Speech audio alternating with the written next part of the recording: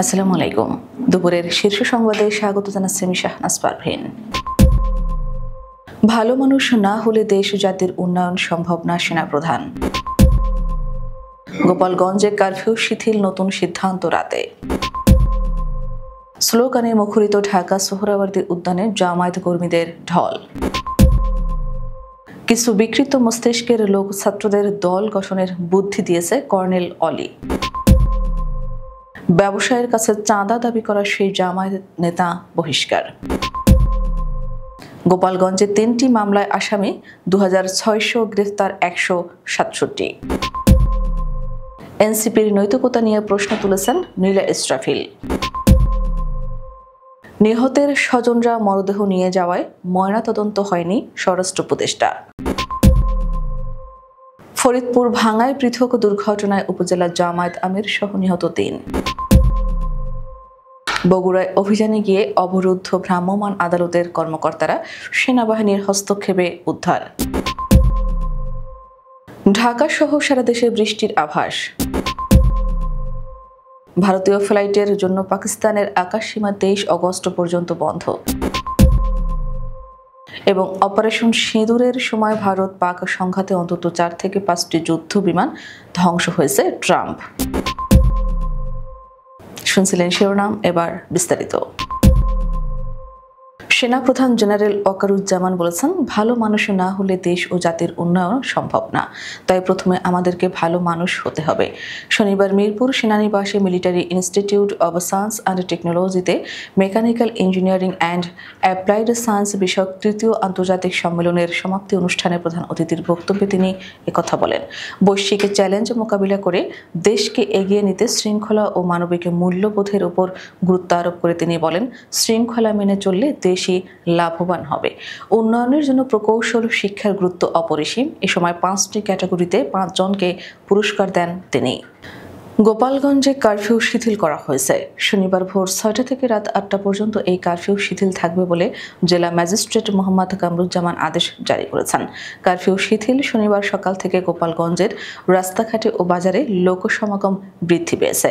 মানুষ নিত্য প্রয়োজনীয় জিনিস কিনতে দোকানে আসছে। সকাল হওয়ায় অন্য সময়ের চেয়ে মানুষের উপস্থিতি একটু কম মনে হয়েছে।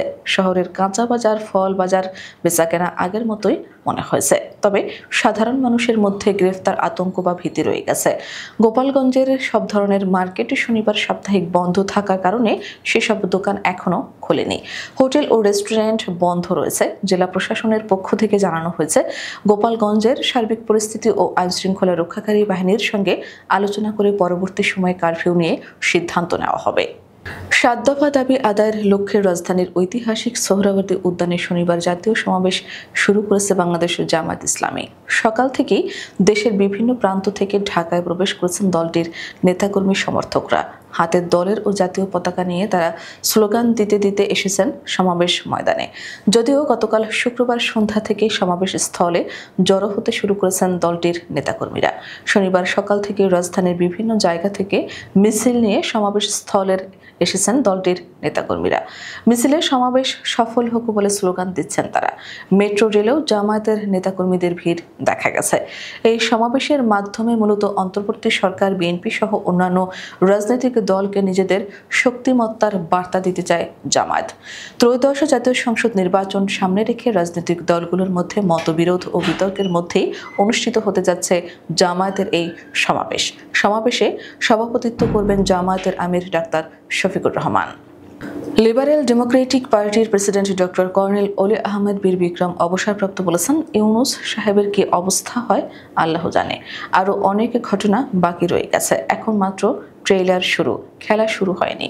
যে ছাত্ররা আন্দোলন করেছে তারা রেভলিউশনের গার্ডের মতো একটা কাজ করতে পারত। ওয়াচডগ, অর্থাৎ কোথায় কি অন্যায় হচ্ছে আমরা এটার পেছনে লেগে থাকবো। আজকে সেটা না করে তারা নিজেরা একটা রাজনৈতিক দল গঠন করেছে। এখানে কিছু বিকৃত মস্তিষ্কের লোক তাদেরকে বুদ্ধি দিয়েছেন। কিছু নাস্তিক লোকের সঙ্গে তাদের সম্পর্ক হয়েছে। এই নাস্তিকেরা আমাদের ছেলেগুলোকে বিপথগামী করেছে। বৃহস্পতিবার ঢাকার আইডিবি মিলনায়তনে ঢাকা মহানগর উত্তর এলডিপি আয়োজিত আলোচনা সভায় তিনি এসব কথা বলেন। কুড়িগ্রামের রাজীবপুর উপজেলায় ব্যবসায়ীকে মামলা থেকে অব্যাহতি দেওয়ার কথা বলেন চাঁদা দাবি করা জামায়াত নেতা আনিসুর রহমানকে সাময়িক বহিষ্কার করা হয়েছে। বহিষ্কৃত আনিসুর রহমান জামায়াত ইসলামীর সহযোগী সংগঠন শ্রমিক কল্যাণ ফেডারেশনের রাজীবপুর উপজেলা সভাপতি। শুক্রবার জামায়াতের রাজীবপুর উপজেলা শাখার সেক্রেটারি মোহাম্মদ আজিজুর রহমান সই করা এক প্রেস বিজ্ঞপ্তির মাধ্যমে তার বহিষ্কারের বিষয়টি জানানো হয়। গোপালগঞ্জে গত দুদিনে করা ৩টি মামলায় ২৬০০ জনকে আসামি করা হয়েছে। একই সঙ্গে অন্তত ১৬৭ জনকে গ্রেফতার করার তথ্য নিশ্চিত করেছে পুলিশ। তাদের মধ্যে ৪৮ জনকে শুক্রবার সদর থানায় করা একটি মামলায় গ্রেফতার দেখিয়ে আদালতের মাধ্যমে কারাগারে পাঠানো হয়েছে। আটক হওয়া অনেকের খোঁজে তাদের স্বজন গতকাল শুক্রবার সদর থানার সামনে ভিড় জমান। গোপালগঞ্জের অতিরিক্ত police super doctor Ruhul Amin সরকার বলেন, সন্দেহভাজন হিসেবে আটকদের তথ্য যাচাই বাছাই করে দেখা হচ্ছে। অপরাধের সংশ্লিষ্টতা নিশ্চিত হলেই কেবল তাদের গ্রেফতার দেখানো হচ্ছে। গোপালগঞ্জে জাতীয় নাগরিক পার্টির সমাবেশ স্থল ও নেতাদের গাড়ি বহরে আওয়ামী লীগ ও নিষিদ্ধ ছাত্রলীগের নেতাকর্মীদের হামলার ঘটনায় শুক্রবার পর্যন্ত 4টি মামলা হয়েছে। আরও একটি মামলার প্রস্তুতি চলছে। জাতীয় নাগরিক পার্টির নীতি নৈতিকতা নিয়ে প্রশ্ন তুলেছেন দলটির সদস্য নীলা ইসরাফিল।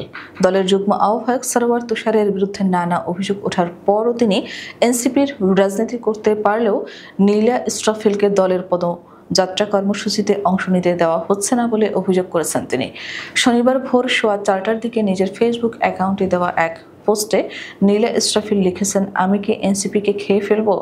আমি কি এনসিপিকে ভেঙে ফেলবো? আমি কি এনসিপিকে ল্যাংটা করার জন্য নিযুক্ত? নাকি এই কথাগুলো বলা হচ্ছে কারণ আমি প্রশ্ন করতে শিখেছি? আমার প্রশ্ন খুব সোজা, এনসিপি কি এতটাই দুর্বল, এতটাই নীতিহীন, এতটাই অপরাগ যে একজন নীলা ইসরাফিলের বক্তব্যেই নাকি সব ধসে পড়ে? তা যদি হয় তাহলে আমি বলবো দলটা ভাঙে না, ভেঙে পড়ে, নিজেই নিজের ভার বহনে অক্ষম।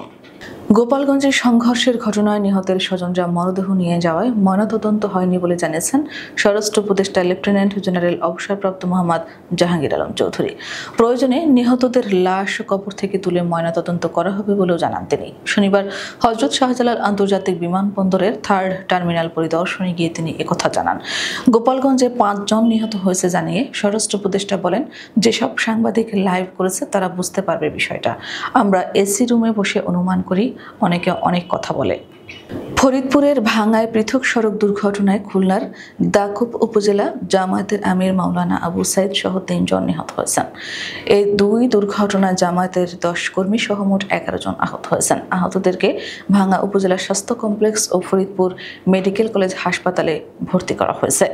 শুক্রবার রাত 3টার দিকে উপজেলা হাইওয়ে এক্সপ্রেস ওয়ের প্রবেশ মুখে ও সন্ধ্যায় মাইনুদ্দিনের মোড় এলাকায় এই দুর্ঘটনা দুটি ঘটে। নিহতরা হলেন দাকুব উপজেলা জামায়াত ইসলামীর আমির মাওলানা আবু সাইদ, একই উপজেলার জামায়াত কর্মী মোহাম্মদ আমানত শেখ ও ভাঙ্গার নাসিরাবাদ ইউনিয়নের পাল্লা গ্রামের কার্তিক চন্দ্র দাস। বগুড়ায় একটি আবাসিক হোটেলে ভ্রাম্যমাণ আদালত পরিচালনা করতে গিয়ে অবরুদ্ধ হয়ে পড়েন নির্বাহী ম্যাজিস্ট্রেট। পরে অতিরিক্ত পুলিশ ও সেনাবাহিনী গিয়ে পরিস্থিতি নিয়ন্ত্রণে আনে। এ সময় হোটেলের কর্মচারীরা পালিয়ে যান। অনৈতিক কার্যকলাপের অভিযোগে হোটেলটি থেকে 10 নারী ও 2 পুরুষকে আটক করেন ভ্রাম্যমাণ আদালত। পরে হোটেলটি সিলগালা করে দেওয়া হয়। বগুড়া শহরতলির বারপুর এলাকায় ড্রিম প্যালেস নামের আবাসিক হোটেলে এসব ঘটনা ঘটে। হোটেলটিতে শুক্রবার সন্ধ্যা থেকে রাত 8টা পর্যন্ত ভ্রাম্যমাণ আদালতের কর্মকর্তারা অবরুদ্ধ থাকেন। শনিবার ঢাকা সহ দেশের বিভিন্ন অঞ্চলে বৃষ্টি অথবা বজ্রবৃষ্টি হতে পারে বলে জানিয়েছে আবহাওয়া অধিদপ্তর। সেই সঙ্গে দিনের তাপমাত্রা সামান্য বৃদ্ধি পেতে পারে। শনিবার সকাল 6টা থেকে পরবর্তী 24 ঘন্টার পূর্বাভাসে এ তথ্য জানানো হয়। এতে বলা হয়, ঢাকার আকাশ আজ অস্থায়ীভাবে মেঘলা থাকতে পারে, সেই সঙ্গে হতে পারে হালকা বৃষ্টি। এছাড়া দিনের তাপমাত্রা সামান্য বৃদ্ধি পেতে পারে। এ সময় পশ্চিম দক্ষিণ পশ্চিম দিক থেকে ঘন্টায় 10 থেকে 15 কিলোমিটার বেগে বাতাস প্রবাহিত হতে পারে। এদিকে সকাল 6টায় ঢাকায় তাপমাত্রা রেকর্ড করা হয়েছে 28.1 ডিগ্রি সেলসিয়াস। এ সময় বাতাসের আর্দ্রতার পরিমাণ ছিল 91%। গতকালের সর্বোচ্চ তাপমাত্রা ছিল 32 ডিগ্রি সেলসিয়াস। সারা দেশে দিনের তাপমাত্রা সামান্য বৃদ্ধি পেতে পারে এবং রাতের তাপমাত্রা প্রায় অপরিবর্তিত থাকতে পারে বলে জানিয়েছে আবহাওয়া অফিস। পাকিস্তান তার আকাশ সীমা ব্যবহার করে ভারতের উপর আরোপিত নিষেধাজ্ঞার মেয়াদ আরও 1 মাস বাড়ানোর সিদ্ধান্ত নিয়েছে। ফলে আগামী 23 আগস্ট পর্যন্ত এই নিষেধাজ্ঞা কার্যকর থাকবে। শুক্রবার এক প্রতিবেদনে এই খবর দিয়েছে জিও নিউজ। পাকিস্তান বিমানবন্দর কর্তৃপক্ষ নতুন করে একটি নোটিশ জারি করে জানিয়েছে, ভারতের রেজিস্ট্রেশনের অধীনে থাকা সকল ধরনের বিমান পাকিস্তানের আকাশসীমা ব্যবহার করতে পারবে না। নতুন নোটিশে স্পষ্ট বলা হয়েছে, ভারতের নিবন্ধিত কোনো বিমান পাকিস্তানের আকাশসীমা দিয়ে ওভারফ্লাইট, ট্রানজিট বা অন্য কোনোভাবে চলাচল করতে পারবে না। ট্রাম্পের হস্তক্ষেপের জেরেই ভারত ও পাকিস্তানের মধ্যে সংঘর্ষ বন্ধ হয়েছে। এক সপ্তাহের মধ্যে দ্বিতীয়বারের মতো এই দাবি করলেন মার্কিন প্রেসিডেন্ট ডোনাল্ড ট্রাম্প। তিনি বলেন, আমরা অনেক যুদ্ধ বন্ধ করেছি, আর এগুলো ছিল গুরুতর যুদ্ধ। ভারত ও পাকিস্তান একে অপরের সাথে লড়াই করেছিল এবং তারা ক্ষিপ্তভাবে লড়াই চালিয়ে যাচ্ছিল এবং এটি ক্রমশ বড় আকার ধারণ করতে থাকে। আমরা বাণিজ্যের মাধ্যমে এই সমস্যার সমাধান করেছি। একই সঙ্গে ট্রাম্পের দাবি, ভারত ও পাকিস্তানের যুদ্ধ ভয়াবহ আকার নিয়েছিল। দুই দেশ একে অপরের দিকে ক্রমাগত আঘাত হানছিল। আমার মনে হয় ওই সংঘাতে অন্তত 4 থেকে 5টা যুদ্ধ বিমান ধ্বংস হয়েছে। আমাদের পরবর্তী রাতের শীর্ষ সংবাদ দেখার আমন্ত্রণ জানিয়ে এখনকার মতো বিদায় নিচ্ছি। দর্শক, ভিডিওটি শেষ পর্যন্ত দেখার জন্য আপনাকে অসংখ্য ধন্যবাদ। নিত্য নতুন সংবাদ পেতে আমাদের ইউটিউব চ্যানেলটি সাবস্ক্রাইব করুন ও নিয়মিত নোটিফিকেশন পেতে বেল বাটনটি ক্লিক করুন এবং আমাদের ফেসবুক পেজটিতে লাইক করুন। এছাড়াও আমাদের ভিডিওতে লাইক দিয়ে শেয়ার করুন। আল্লাহ হাফেজ।